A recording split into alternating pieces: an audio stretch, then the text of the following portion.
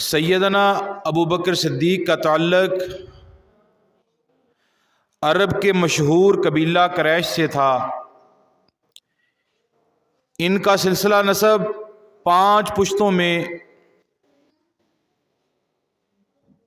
آقا دو عالم صلی اللہ تعالی علیہ وآلہ وسلم کے ساتھ جا ملتا ہے۔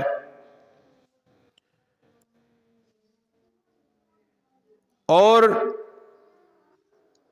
سیدنا صدیق اکبر کی شان یہ ہے کہ آپ کی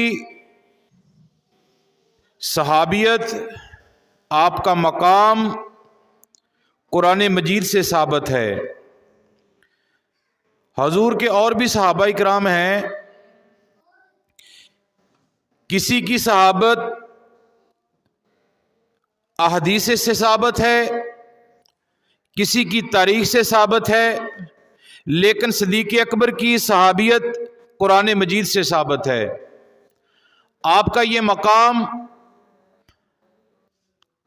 آقا نامدار مدنی تاجدار صلی اللہ تعالی علیہ وآلہ وسلم، آپ جب بھی آپ کو مخاطب کرتے تو یہ کہتے میرے پیارے صدیق۔ تو حضرات گرامی، جو بھی شخص صدیق اکبر کی صحابی کو نہ مانے، گویا اس نے قرآن مجید کی اس آیت کا انکار کیا، اور جو قرآن مجید کی آیت کا انکار کرے گا وہ مردود اور کافر ہے۔ ہم الحمدللہ اہل سنت ہیں۔ ہمارے امام اعلیٰ حضرت، آپ نے ہمارے سینوں کے اندر نبی پاک صلی اللہ تعالی علیہ وسلم کا عشق ہمیں ایسے عطا فرمایا، جیسے ہم کہتے ہیں نا کہ ہم انسان ہیں، تو انسان سے بھی پہلے ہمیں نبی رحمت صلی اللہ تعالی علیہ وآلہ وسلم کے ساتھ محبت کا ثبوت جو ہے وہ دینا پڑتا ہے۔ اس کے لیے سب سے پہلا ثبوت ہمارے پاس صحابہ اکرام کے ساتھ محبت ہے۔ اگر ہم صحابہ اکرام کے ساتھ محبت نہیں کرتے تو پھر ہمارا ایمان بھی مکمل نہیں ہے، کیونکہ حضرت سیدنا ابو بکر صدیق وہ صحابی ہیں کہ جن کا مقام قرآن مجید فرقان حمید کے اندر اللہ تبارک و تعالی نے بیان کیا۔ پہلے بھی میں کہہ چکا ہوں، ایک مرتبہ پھر کہتا ہوں، بہت سارے صحابہ کرام ایسے ہیں کہ جن کا ذکر، جن کا صحابی ہونا، جن کا مقام یا حدیث سے ثابت ہے یا تاریخ سے ثابت ہے، لیکن ابو بکر صدیق وہ صحابی ہیں جن کا مقام قرآن مجید سے ثابت ہے۔ اور سیدنا صدیق اکبر کی دوسری فضیلت یہ ہے، کسی کی 1 پشت صحابی ہے، کسی کی 2 پشتیں صحابی ہیں، کسی کی 3 پشتیں صحابی ہیں، لیکن صدیق اکبر کی 4 پشتیں صحابی ہیں۔ باپ بھی صحابی ہے، خود بھی صحابی ہیں، بیٹا بھی صحابی ہے، پوتا بھی صحابی ہے۔ حضرات گرامی، حضرت سیدنا ابو بکر صدیق کی تیسری صفت یہ ہے کہ حضرت ابو بکر صدیق، اللہ تعالیٰ کے پیارے نبی نے فرمایا، جس کسی نے مجھ پر احسان کیا میں نے اس کا احسان کا بدلہ دنیا میں دیا، لیکن صدیق کے احسان کا بدلہ دنیا میں نہیں دیا، لیکن صدیق اکبر کے احسان کا بدلہ دنیا میں کما حق ادا نہیں ہوا، اس کا بدلہ قیامت میں ادا ہوگا۔ چوتھی فضیلت آپ کی یہ ہے کہ پیارے نبی کریم صلی اللہ تعالی علیہ وآلہ وسلم نے ارشاد فرمایا، اے صحابہ تم آگے پیچھے دیکھ لیا کرو کہ اگر صدیق اکبر پیچھے ہوں تو ان کو آگے کر دیا کرو۔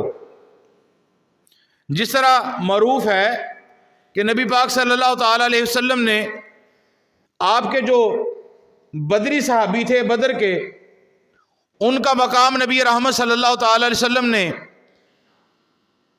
بڑے اعلیٰ لفظوں میں نبی پاک صلی اللہ تعالی علیہ وآلہ وسلم نے بیان کیا اور ان کے ادب کے بارے میں بتایا.